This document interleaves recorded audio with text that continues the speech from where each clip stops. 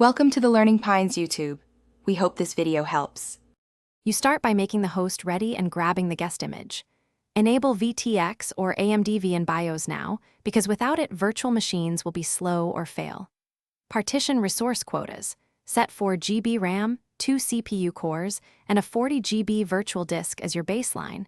Adjust later for heavier workloads. Download the guest ISO and verify its checksum so you avoid corrupted installs. Once done, place the ISO in an easy path or NAS so your hypervisor can access it immediately. You now build the virtual machine skeleton inside your hypervisor. Create a new VM and pick the correct guest type and version so drivers match. Set the storage controller to match your virtual disk type. Attach the ISO as the virtual CD and set the VM to boot from it.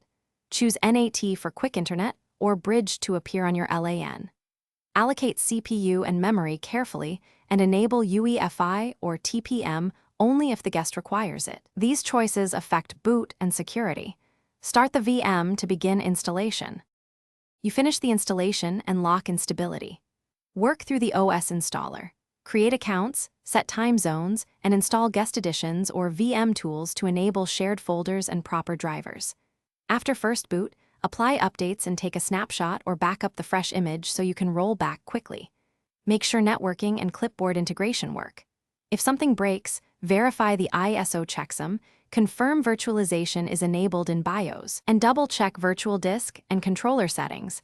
These 3 checks fix most boot and install failures. Thanks for watching.